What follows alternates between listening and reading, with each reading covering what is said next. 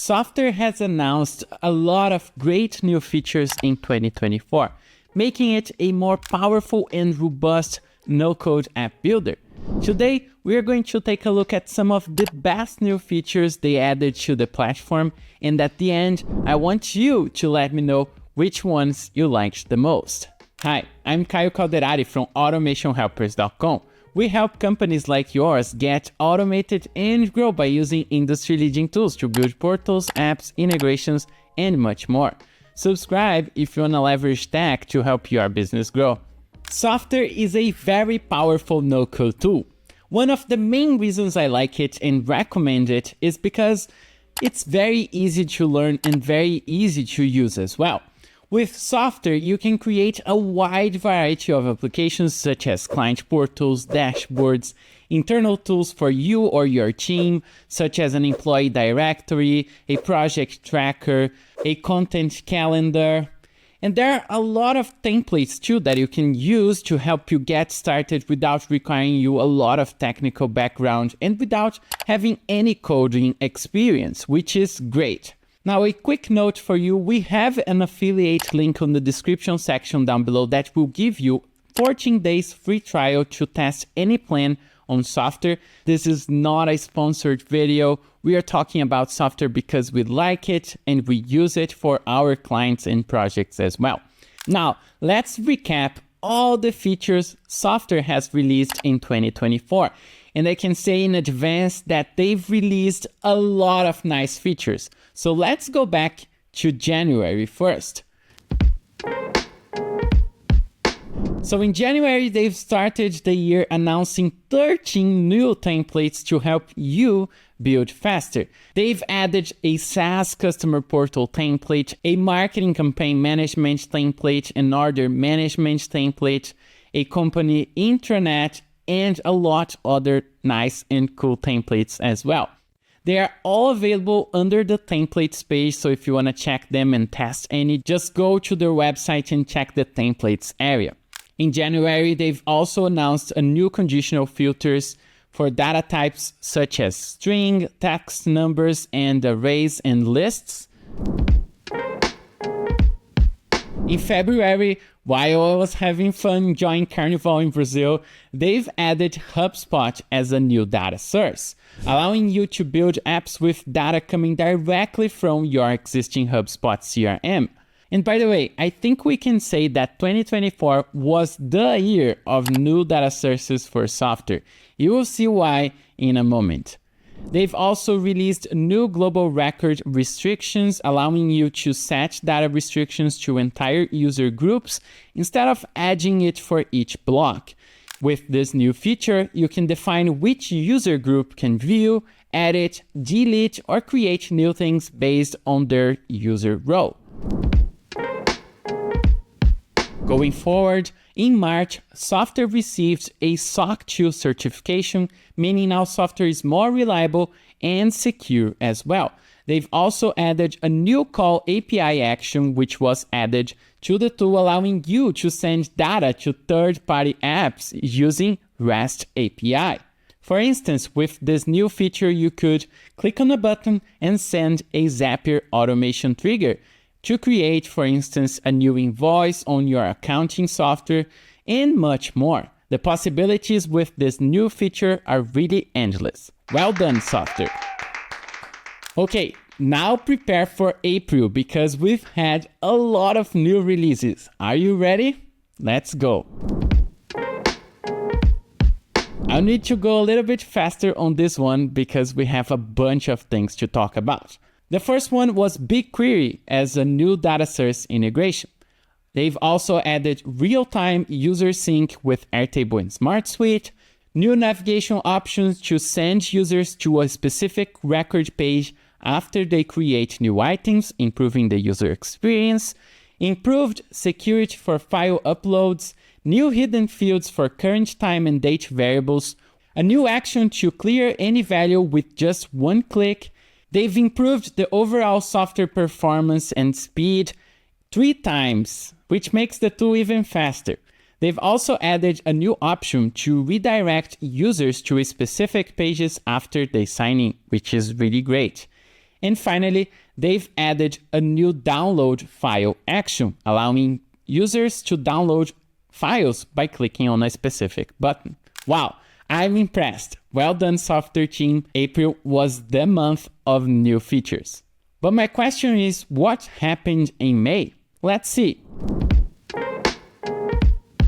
This one was big. New conditional forms that allow you to create multi-step forms and have different endings and different paths happening while people fill out specific fields. This one was a great new addition to Softr. They've also added a new feature to help you build your first app by using existing data sources from tools like Airtable and also Google Sheets, allowing you to build apps even faster with existing data you might have. In June, before kids go to Disneyland, the details page got a new dynamic block visibility option. They've also got a new and second SOC 2 certification, meaning more security for our apps. They've also added a new domain keys option to enhance email deliverability. The Professional Software Certification exam was released for free. And by the way, for anyone wanting to get certified, this option is now available. And I personally took the test and passed. And now I'm a Software certified expert. And I really recommend you do the same if you want to stand out from the crowd.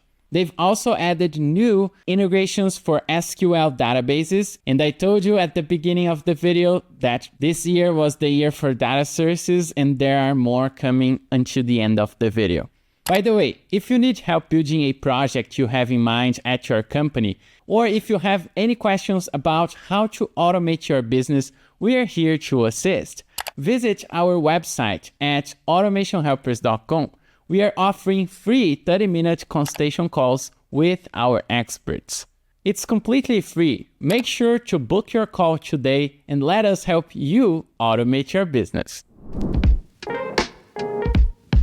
In July, no new features. Everyone's on vacation, right? Well, of course not. They've also announced a new experts program with revenue share, exclusive access to beta features, and a lot more. A new Softr Ambassador program was also released, which I'm a part of. Thank you, Softr, for the invitation. And finally, Zeno was added as a new data source. And yeah, I told you at the beginning, don't need to remember you. Okay, let's keep going. August was also packed with updates. New conditional filtering options for dates, a new option that allows you to open the details page after a form submission, similar to the feature we saw before with the new records redirecting to a specific page.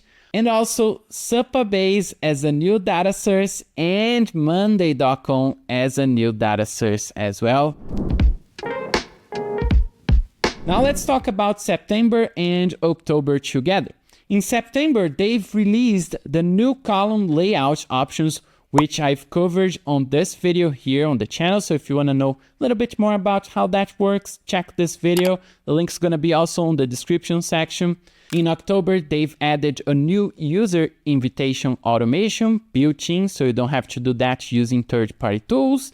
A new update with settings to define date and time on the app level. The ability to add related details on the same block from different tables, which is really interesting. Notion as a new data source, opening up a lot of new possibilities to turn your Notion files and documents into fully functional apps. A new tabs component allowing you to create more dynamic types of views with different data sources and tables on the same block but showing on different tabs, which is also nice. And finally, a last feature to allow you to filter how your users will be synchronized with your users' databases on other services. And last but not least, in November, we've had new conditional form engines allowing you to show different end screens based on specific answers and conditional paths. On the conditional form dropdown, you can also allow users to add a new option. meaning now there's more flexibility for the users filling out that specific field if they want to add a new value that is not currently available on the dropdown itself. They've also added QR code preview for your mobile app version, making it easier for you to visualize and test the mobile version of your Softr applications. They've also released Softr Academy with lots of videos, courses, and tutorials just for you to learn Softr. So if you're interested in learning how to use Softr from scratch, go check the Softr Academy. And finally, to wrap up the year, they've announced a new REST API integration that allows you to connect Softr with multiple apps and tools to build even more powerful apps. What a year, guys! Congratulations to everyone from Softr for such amazing updates during 2024. And now, my question is this: what to expect in 2025? What are you expecting for the next year? And by the way, guys, if there are any new updates in December that I'm not covering on this video, I'll let you guys know next year. So that's a great opportunity for you to subscribe to the channel to check the future videos about new updates about Softr and other no-code tools as well. Now tell me on the comment section, which one of these new features did you like the most? And what new features are you going to ask for Christmas? I would like to wish you, my friend, an excellent end of year, and I hope to see you here in 2025. Now, my friend, if you want to keep learning how to use automation to help your business grow, we have a lot more content here on the channel. Keep watching more amazing content and tutorials we've created just for you. Thanks for watching, and I catch you on the next one. Let's automate your business.